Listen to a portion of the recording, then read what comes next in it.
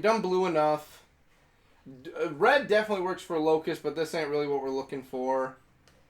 Do turquoisey. I mean, I always like green. You know what? How about let's do orange. I don't think I've done orange yet. How about that? Let's do orange. So, welcome everyone to another Thursday. That means it's time for a gear talk. We do these every other Thursday at 5 p.m. We're here to talk about gears mostly, and we talk about everything that makes up gears in the universe, whether it be from historical events, characters, landmarks, even to the weapons that are used throughout the story. Today, actually, in the ARMORY series, which for all of you who don't know, we're going to cover all the guns and all the weapons in Gears of War, we are actually going to cover all of the grenades today. That's right, we're covering every single one of them all together. We're doing everything because, yeah, I could go through and make a singular video for each one, really, and be like, oh great, here's what you need to know about the bolo grenade or the frag grenade. Here's everything that makes it up. Here's how the device works, and here's the explosion, who it's made by, and then we get to videos like, okay, who wants to talk about the Stim-Gas grenade and just make theories about that? But then we really get to the point where I run out of stuff to talk about, where it's just, okay, smoke grenade, what are we going to talk about for this one?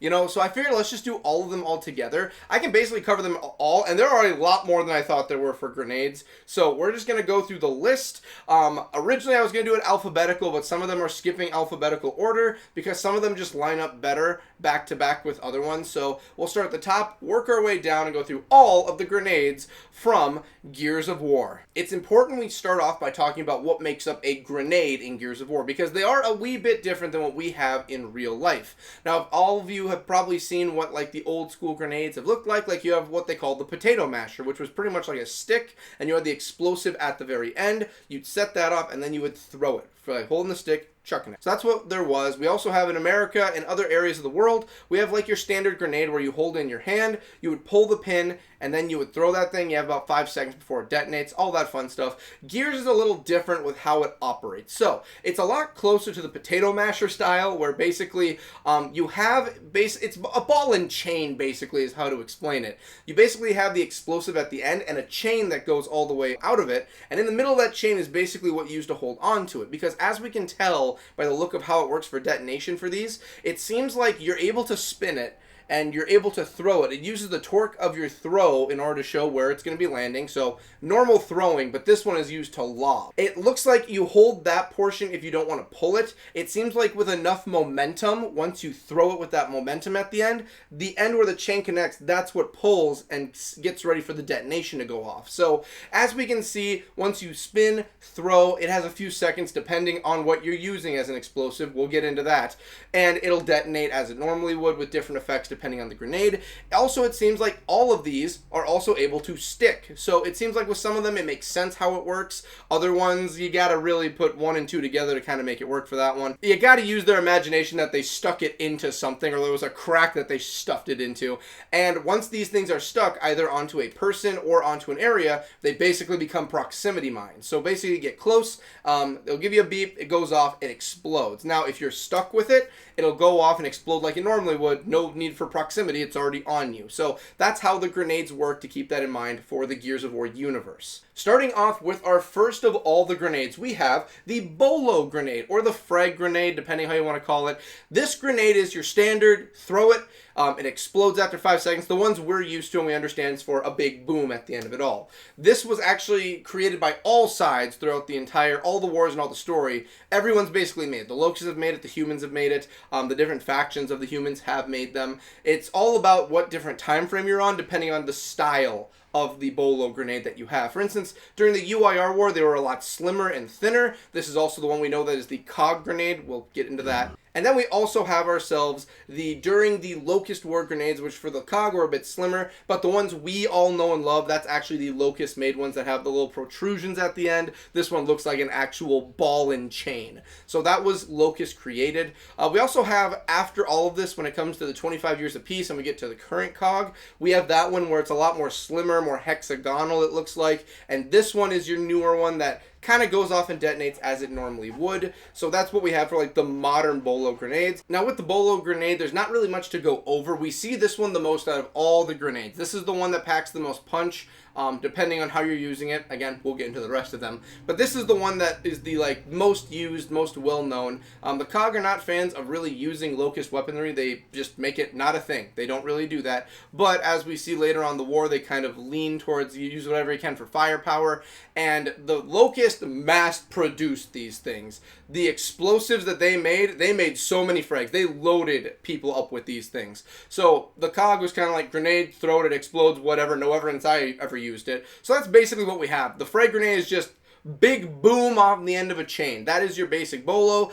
That's the main crux of what it does, is just your standard grenade.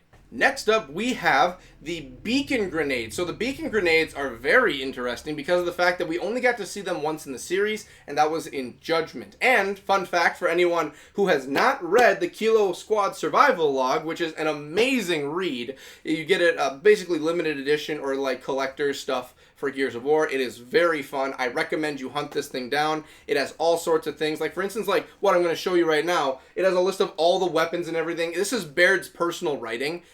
For everything, property of Damon Baird, if you can't see it right there. This is his recording of everything that happened during his journey in Halvo Bay. It's amazing. The reason I bring this up, though, is because the beacon grenade, this was a COG issue grenade. They were the ones who invented them. And this was basically like you throw it out, and it sets out a radar that can find the enemy. Now, whether it's hologrammed it's shooting out, or this is just radar location, that's up for debate. But basically it's used to find enemies in an area. You throw it or stick it to something, it goes off, it can set out the radar, and you can see where the enemies are through walls or anything. You will find the enemy and you know where they are.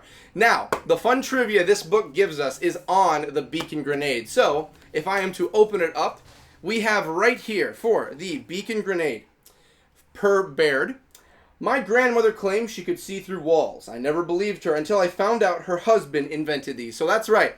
A relative of Baird's, his grandmother's husband, so I guess his grandfather, if he considered him a grandfather, family relations, you consider family who you want. He created the beacon grenades, and that is how we are able to see through walls. We don't really see it that often. After all, again, it was just in Judgment at the very beginning of the war, so I have a feeling after a while they kind of saw it as like, we don't really have a large reason to use these. It's just, there's so many Locusts, kill them. They might have just put it in the back burner of like, we're not really going to do anything, so they just didn't produce any more after that. Coming up next, we have the incendiary grenade. So, the incendiary grenade is a very fun one to talk about because this has Locust and stranded origin. So, when it comes to the actual uses of the incendiary grenade, it is a grenade. You don't even need the chain attached to this thing. It's very interesting with how it's created. This is your basic Molotov cocktail. So you take it, you take a container of some kind, and at the very end you notice is like an ignition device, so probably something of like creating heat, something like that. And the chain that's attached to it has no real purpose except for the throwing, because it has no detonation to it. Once it throws and lands, that's when the fires come out. So when you throw it, there's no detonation. It waits for the actual impact of hitting and breaking. So it's just there for throwing. You really could just pick this thing up and throw it like a normal grenade. It's going to have the same effects no matter what. So the reason it is Locust and stranded is because of the fact that when it came to, during Halvo Bay, when it came to everything involving Karn would actually shoot out incendiary grenades from the back of Shibboleth. Shibboleth would send out incendiaries and chuck them out like mortars, basically. Now, are you going to argue if this is more of a shell or a grenade? That's up for debate when it comes to mortars. Take it as you will with how you want to spin it. But I will say those were most definitely incendiary grenades that were shot out. Later on, when the Stranded come into the picture a year after that, they're kind of looking around and taking whatever they can to create something. They create the incendiary. Like I said, it's like your Molotov. It's very easy to make. So that's what they create so that they are able to use that as a weapon. Next up, we have the ink grenade. So the ink grenades are very interesting. This is a Locust created grenade. Basically, it's very sad. The inside of this grenade, the entire grenade itself basically, is a baby nemesis or an infant mutant nemesis. It's just this little tiny guy that's in there, and once you throw it, the detonation for it is basically it lets out this poisonous, just miasma of smoke that's going to harm you and poison you. So once you throw it out and you're in the smoke, it starts to hurt you, or I should say ink. We'll be coming to smoke grenades. So you breathe it in, and it is dangerous for humans and locusts. It is not healthy, and it can knock you down pretty quick, and even on the ground, it can choke you out and kill you. The ink grenades are like the human smoke grenades, except these ones actually pack a punch. These are basically made for basically when the Cantus are using them, this is their weapon of choice. They use it basically as cover or to get around or to throw to deter and spread their enemies. That's the basic use of the ink grenade. A pretty fun one, actually. It's the first one we have that's like a biological grenade. The Locusts were very good at using biological things for their grenades. Like the torque bows, there was a living thing involved with the torque bow.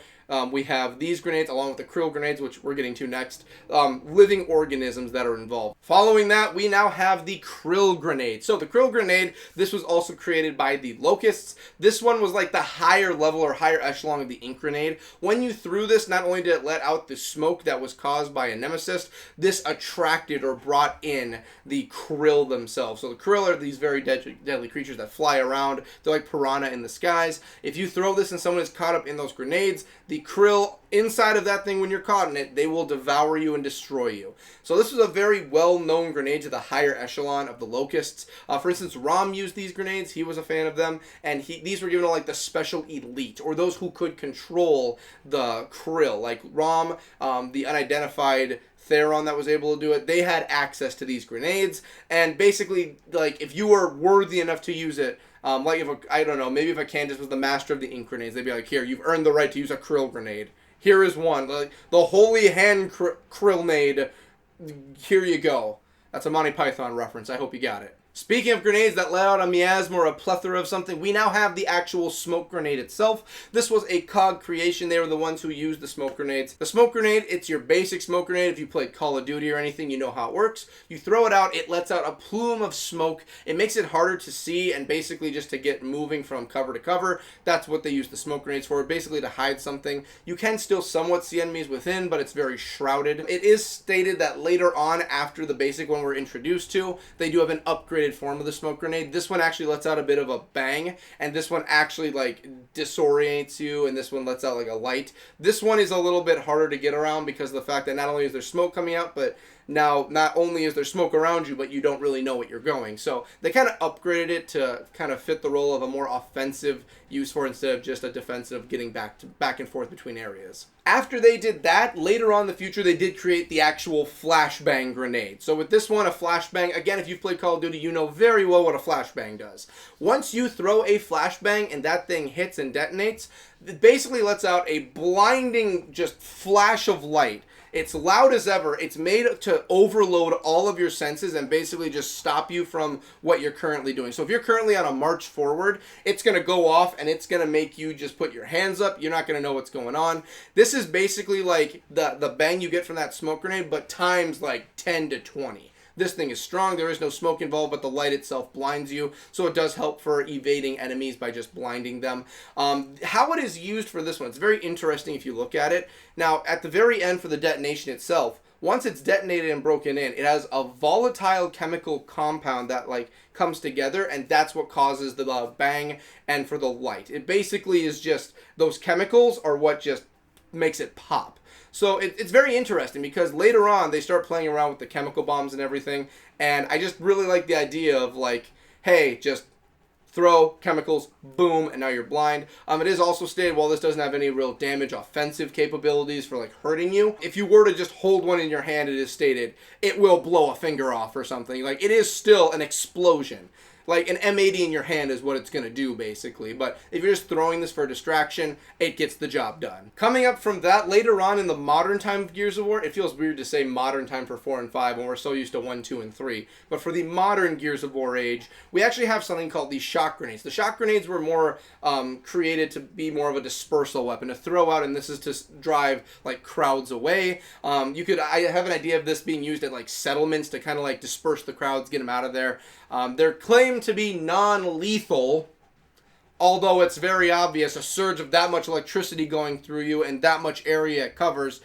Yeah, these things can definitely kill someone. Non-lethal, my ass. yeah, they're going to hurt you. These were basically used by like DBs and everything as, again, dispersal. Like when you have like the rifles they have and everything were made to be shocking instead of dangerous. Yeah, you're not made to really get killed by this, supposedly, but it is made to be a deterrent of sorts. So the shock grenades, they are also used in offensive capabilities, basically to slow enemies or down them or just to harm them. But at the end of the day, this is still just like, it's made to hinder how you're able to fight and do everything. It's not made to specifically kill you. Following that, we get into the really fancy ones, the Stim-Gas grenade. So, starting off, I do need to explain what Stim is. So, Stim was something created by the COG. This was basically the idea of like a gas or like a liquid of sorts.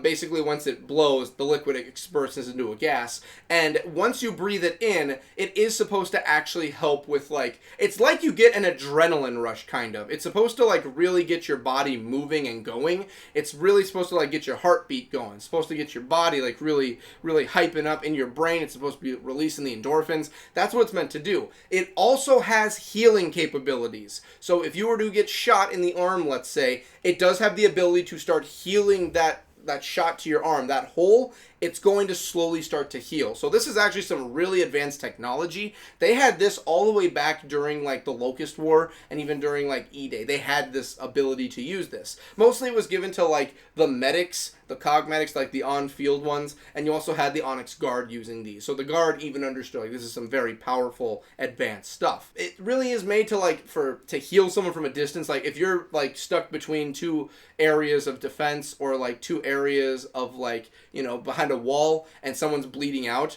the medics would take these and like throw it across to kind of like get them to stop the bleeding and to get them back up and going. These aren't made to be permanent, automatic, like I'm fully back to normal, but it is meant to like kind of like bandage you up and be like, okay, I can at least hold a rifle and hold my own for a little while longer. Now, an upgraded form of the Stim-Gas grenade is the Revival grenade. So the Revival grenade was actually made for people who were actually down and they were going to die. This was made to really give them that boost to get right back up. So the Stim would really heal you up and kind of just keep you going. The Revival was, however, used to, like, if you are actually down and you are fatally hurt, this is made to at least get you up. Now, while the Stim grenade was still made to, like, kind of heal you a bit, this is made for, like, extreme injury, keep you going. So it's not like it's going to keep healing you or, like, get the endorphins. This is made to just focus mainly on stop the bleeding. That's what the Revival grenade is used for. Basically just a one-up you have that they use later on after the 25 years of peace, the modern COG. This is what they have using. Yeah, just something that really kind of just gives you that one-up to not die. Continuing from that, we go to the past now, all the way back to during Gabe's time with Gabe's Convoy or Alpha Squad. We actually have the cytostatic gas grenade. So this one was used mainly in order to fight Ukon and negate his healing. This is a very, very potent mix, and I'm going to get the wording right for this one for what it is. It is for fluorosil and RZ50. Those two compounds mixed together, you are able to create a gas that can actually nullify the healing, or at least slow down the healing of Ukon so he can be damaged and harmed. This is what they used over at New Hope in order to kind of keep him in check. So they had to go through, find this, and create it. You had Michaela making it, since she's got the engineering background. She was able to make it and basically used it from the canister of a Stim-Gas grenade, and that's how they were able to use it as a weapon. Very, very few of these were made. They made them specifically to harm Ukon, although it is openly stated by Sid, this compound, this grenade, has the ability to melt your skin off of your bones. This can melt your body. So this is extremely powerful, but because it was mainly made for Ukon, they didn't really use it for anything else aside from Ukon. One other thing I at least want to say about the cytostatic gas is, at least with that one, I've been saying who's been manufacturing what for weapons as of late, but for this one, it's a very odd mix because of the fact that technically the COG created the gas originally, the idea of like how to nullify the abilities of Ukon, but at the same time, technically the grenade itself was created by the Stranded, because at the time that Gabe, Michaela, and Sid were working on this, they were already gone from the COG. They were believed dead, and they had splintered off, and they left to become basically Stranded. So technically the creation of the grenade itself was done by the Stranded, but the actual gas itself was created by the COG. So it's like 33%, 66%, I would say. And the stranded created the actual weaponized version of it that could be thrown on the battlefield. Finally, for the last one, I want to give a special shout out. This one isn't really a grenade, although technically it can be used as one, as we've seen in the Hivebuster DLC. We have the Venom Bomb. So it's not really a grenade,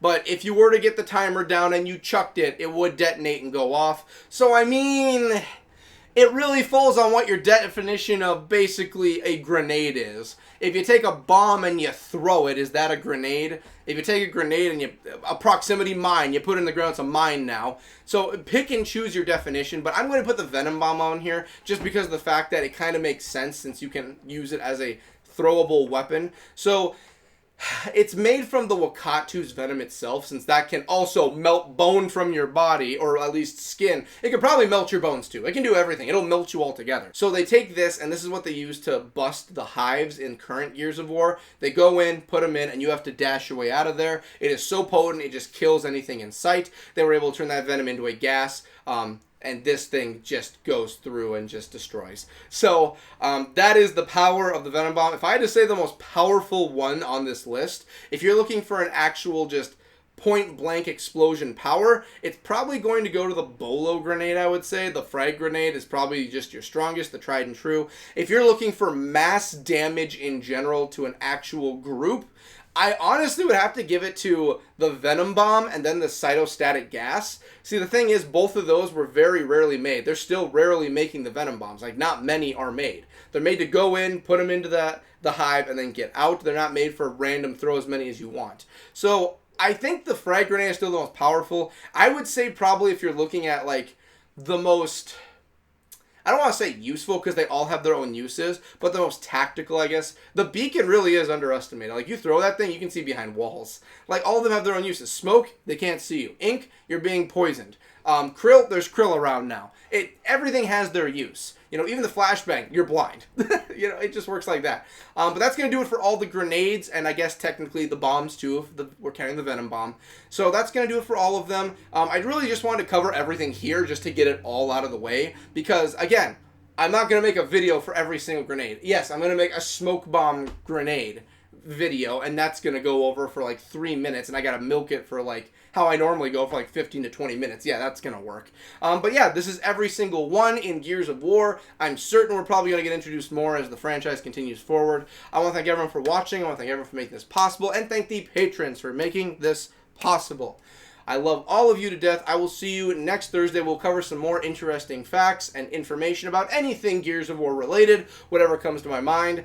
For anybody new, if you're looking for kind of a way to start or look into things, I always do every year at the beginning. There's always like a list of things I do within like one certain kind of topic, like the Hivebusters or Gabe's Convoy or the Carmine family. So if you're ever looking to start, just because we've had a lot of new traffic coming in, go to the playlist and look for one of those. I normally just go straight through and talk about it.